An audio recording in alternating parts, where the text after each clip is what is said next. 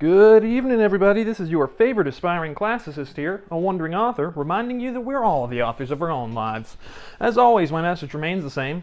Spend less, live more, earn your freedom with frugality. And today, we're going to continue our discussion of vice, but one particular vice, it's actually the opposite of self-restraint, unrestraint. And this is Book 7, Chapter 2 of Aristotle's Nicomachean Ethics. And he opens it by saying, "How can a man fail in self-restraint when believing correctly that what he does is wrong?" So that's actually a pretty good question. How can you fail in self-restraint if you know that what you're doing is wrong? Well, I'm sure most of us have had an experience where we've crossed the line somewhere, someplace, somehow, even though we knew what we were doing was against the rules or wrong in some way. Some people say that he cannot do so when he knows the act to be wrong, since as Socrates held, it would be strange if when a man possessed knowledge, some other things should overpower it and drag it about like a slave. So in Socrates' view, if we knew what right or wrong was, then we would always follow it. In fact, Socrates used to combat the view altogether, implying that there is no such thing as unrestraint, since no one, he holds, acts contrary to what is best, believing what he does to be bad, but only through ignorance. So, for Socrates, we only end up doing bad things if we don't possess the knowledge for it. If we're ignorant, in other words.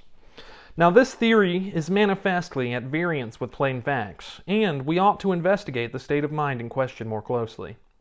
If failure of self-restraint is caused by ignorance, we must examine what sort of ignorance it is. And that's the role of a philosopher, is to ask these questions. What is the nature of these things?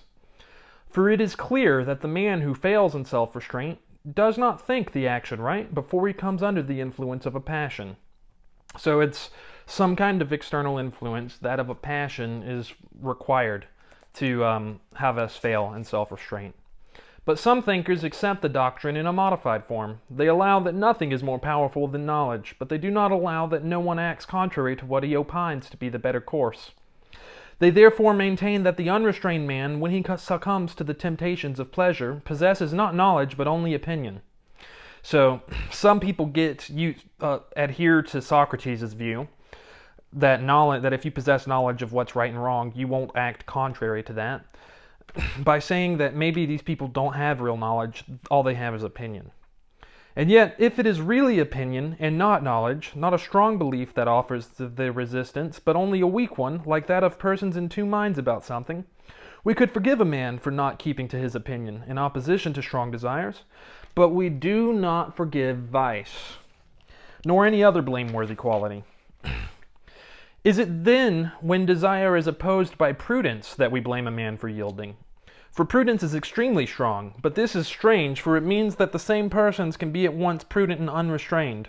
Yet no one could possibly maintain that the prudent man is capable of doing voluntarily the basest actions.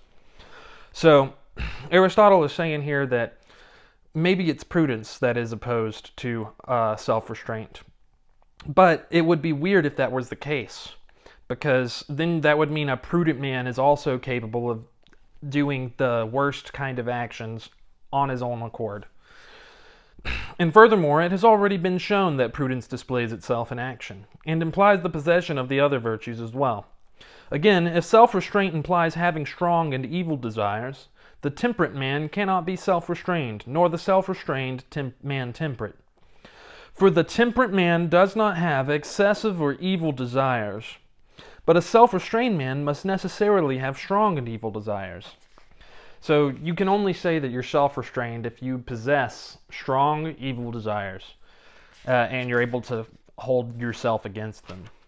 Since if a man's desires are good, the disposition that prevents him from obeying them will be evil. And so self-restraint will not always be good. So let me repeat that actually. So if you have good desires and you have a lot of self-restraint, you may not do these good things, which would mean that self-restraint is actually bad, at least in some cases. While if his desires are weak and not evil, then there is nothing to be proud of in resisting them. Nor is it anything remarkable if they are evil and weak. because in that case, they would be easy to resist. Again, if self-restraint makes a man steadfast in all his opinions, it may be bad, namely if it makes him persist even in a false opinion. Have you ever seen somebody that just will not change their mind even though they're very obviously wrong? Everybody has met somebody like that at least once in their life. What Aristotle says is, if self-restraint makes you hold on to all of your opinions, that it could also be a bad thing. And if unrestraint makes them liable to abandon any opinion, in some cases, unrestraint will be good, because you might abandon a bad one. Again, there is the difficulty raised by the argument of the sophists. And if you don't know, the sophists were a class of teachers in ancient Athens that taught people using kind of like logic, but Aristotle didn't like the way they taught things. He felt like they were manipulating men's minds, is the words that he's used in the past. The sophists wish to show their cleverness by entrapping their adversary into a paradox, and when they are successful, the resultant chain of reasoning ends in a deadlock. The mind is fettered, being unwilling to stand still because it cannot approve the conclusion reached, yet unable to go forward because it cannot untie the knot of the argument. Now, one of their arguments proves that folly combined with unrestraint is a virtue. It runs as follows, #foolish. If a man is foolish and also unrestrained, owing to his unrestraint, he does the opposite of what he believes that he ought to do. But he believes that good things are bad and that he ought not to do them. Therefore, he will do good things and not bad ones. Again, one who does and pursues what is pleasant from conviction and choice might be held to be a better man than one who acts in the same way, not from calculation but from unrestraint, because he is more easy to cure, since he may be persuaded to alter his conviction. Whereas the unrestrained man comes under the proverb that says, "When water chokes you, what are you to drink to wash it down?" That's a pretty funny proverb.